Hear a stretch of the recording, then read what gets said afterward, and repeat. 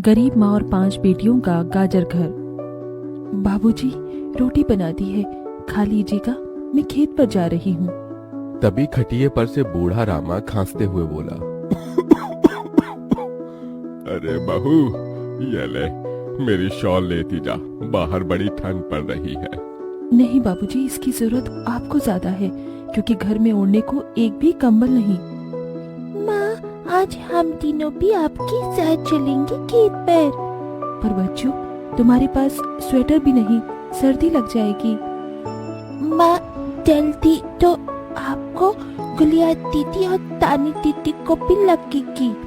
अगर हम जब एक साथ मिलकर खेत पर काम करेंगे तो ज्यादा पैसे आएंगे और फिर हम कंबल खरीद लेंगे। मेरा राजा बेटा कितना समझदार हो गया है, माँ के दुख को समझने लगा है। सरिता अपने बच्चों के साथ खेत पर आती है, जो कि जंगल के पास पड़ता था। बच्चों, हमें आज के आज खेत जोतकर गाजर की फसल बोनी है। सरिता की चारों बिटिया और राजा भी कड़ी मेहनत से बंजर खेत को जोतते हैं और फिर सब मिलकर खेती करते हैं। दिन बीतते हैं। एक रोज जब सरिता घर आती है तो वो अपने पति को घर में जुआ खेलते देखती है। अरे बिरजू, भूख लगी है। ये ले, दारू, 2 घूंट मार ले। अरे खाली दारू, इसके साथ कुछ चखना मिल जाता तो मजा आ जाता। अरे देख बिरजू, तेरी लुगाई आ गई। बिरजू को घर में जुआ खेलते देखकर सरिता बौखला कर बोली, अजी, तुमको शर्म नहीं आती? घर में जुआ खेलते और दारूबाजी करते। तो फिर बोली, अरे जानती नहीं, पति परमेश्वर होता है और पत्नी की जगह पति के पैरों में होती है। चल जल्दी से मेरे लिए अंडा ऑमलेट बना और गरम रोटी भी। तुम्हें अब मुफ्त का खिलाने को राशन नहीं मेरे पास। 6 बच्चे हो गए हैं, जानती भी हो इन सब का पेट कितनी मुश्किल से पाल रही हूँ मैं। तुम्हें तो जिम्मेदारी से मतलब ही नहीं। घर में बूढ़ा बीमार पिता है, तुम तो कमाने गए थे ना, फिर क्या हुआ? आते ही पैसे मांगने लगी। पति ने खाया पिया कि नहीं, ये तेरा बाप पूछेगा। नशे में धुत बिरजू सरिता से अकड़ते हुए अपनी चमड़े की चप्पल निकालकर उसे बहुत पीटता है। ये ले, और लड़ाई की जुबान। मैं कमाता नहीं तो क्या इस घर में मेरी इज्जत नहीं होगी? ये ले। बचाओ, ओह बचाओ, माँ को मत मारो पिताजी। तभी लड़खड़ाते हुए बिछौने से उठकर बूढ़ा रामा कहता है, अरे निकम्मे, छोड़ दे बहू को, निकल जा इस घर से तू, और फिर कभी शक्ल मत दिखाना। अरे ये मेरा घर है, मैंने बनाया है इसे। बिरजू चला जाता है। तभी रामा रोते हुए बोलता है, अरे जाने कैसे उड़ाऊं बेटे को जन्म दे दिया है मैंने। मेरे हाथों भारी गलती हो गई जो इसे तेरी शादी कराई। बहू, माफ कर दे मुझे।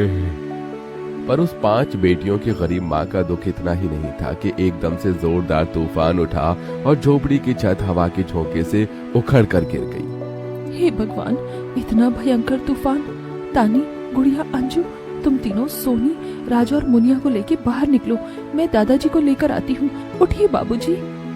नहीं बहू, तू जा, मेरा समय आ गया है। तुझे उन 5 बच्चियों की सौगंध, तेरे बाद उन्हें देखने वाला कोई नहीं। जा बहू, जा। सरिता के बाहर निकलते ही पूरी झोपड़ी गिर जाती है। सरिता छाती पीट पीट कर रोने लगती है। बाबूजी। अरे कैसा निर्दयी है रे तू ऊपर वाले! क्या मिला आखिर, क्या मिला तुझे मेरा घर उजाड़ कर? तू खुद तो अपने घर में सो रहा है और मेरी 5 बेटियों को बेघर कर दिया। जवाब दे, तू बोलता क्यों नहीं? सरिता को टूट कर रोता देखकर उसकी 5 बेटी भी बिलख बिलख कर रोती है। चुप हो जाओ माँ, रो मत। माँ, मुझे जल्दी ठंड लगती है। हे भगवान, इतनी बर्फ गिर रही है, मुझे इस ठंड से अपने बच्चों को बचाना होगा। सरिता सबका दरवाजा खटखटाती है, मगर कोई भी मुसीबत में उसकी मदद नहीं करता। हार कर वो अपने जंगल वाले गाजर के खेत में आ जाती है और सब रात भर ठंड से कांपते ठिठुरते हुए बीतती है। माँ, बहुत भूख लगी है। हाँ माँ, मुझे भी भूख लगी है। तभी सरिता की सबसे बड़ी बेटी तानी खेत में देखती है जहाँ लाल लाल गाजर उगे थे।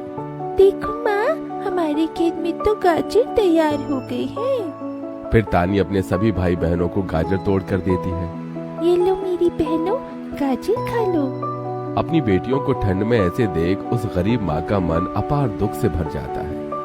अपनी इस गरीब लाचार माँ को माफ कर देना बच्चों, तुम्हें ये ठंड भोगना पड़ रहा है। तभी एकदम से दिन का माहौल रात सा हो जाता है और तेजी से बर्फ गिरने लगती है। बाप रे बाप, एकदम से इतनी ठंड, ऐसे तो बिना घर के हम बच नहीं पाएंगे। तभी सरिता अपना आंचल उन पर उड़ाती है, मगर बच्चे थरथरा उठते हैं कि एकदम से गुड़िया कहती है, माँ, तानी दीदी, हम अपना घर बना सकते हैं।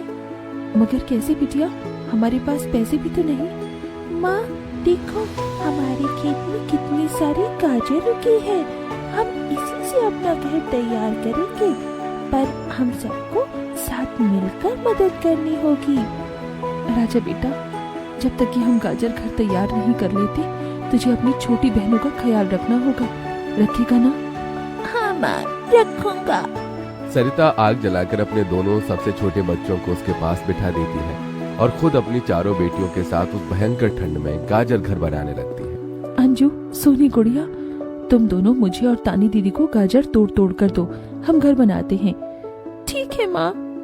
गरीब माँ बेटियां मिलकर गाजर घर बनाती हैं, मगर घर एकदम से ढह जाता है, जिससे सरिता दुखी हो जाती है।